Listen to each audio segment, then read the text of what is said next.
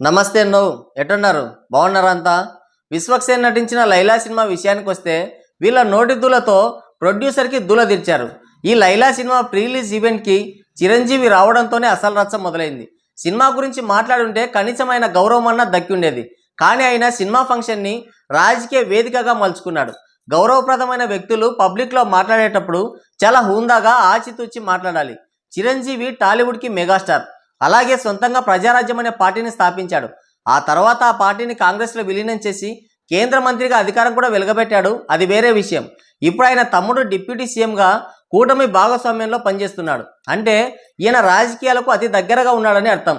నేను రాజకీయాలకు దూరంగా ఉన్నానని చిరంజీవి చెప్తూనే రాజకీయపరమైన వ్యాఖ్యలు కూడా చేస్తూనే ఉన్నాడు. అది మనం చూస్తూనే ఉన్నాం.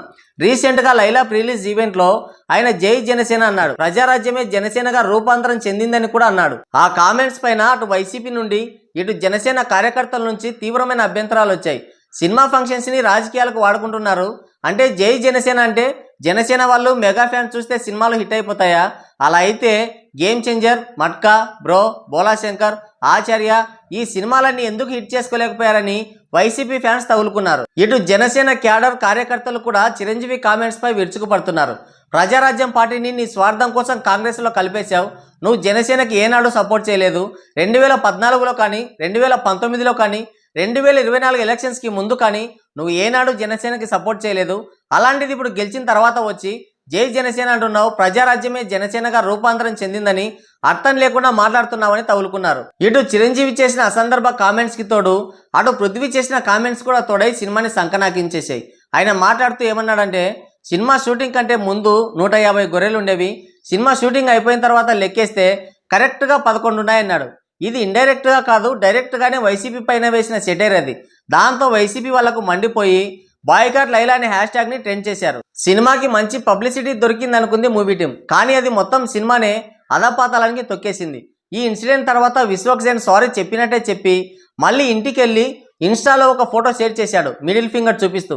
దాంతో ఒక వైసీపీ ఫ్యాన్స్కే కాదు, మొత్తం సినీ ఫ్యాన్స్కే కోపం వచ్చి అందరూ కలిసి ఈ సినిమాని బాయ్కాట్ చేశారు. అది సినిమా మొదటి రోజు కలెక్షన్స్ పైన బాగా ప్రభావం చూపించింది. ఈ సినిమాకి మొదటి రోజు ఫస్ట్ షోకే 20% ఆక్యుపెన్సీ మాత్రమే నమోదైంది.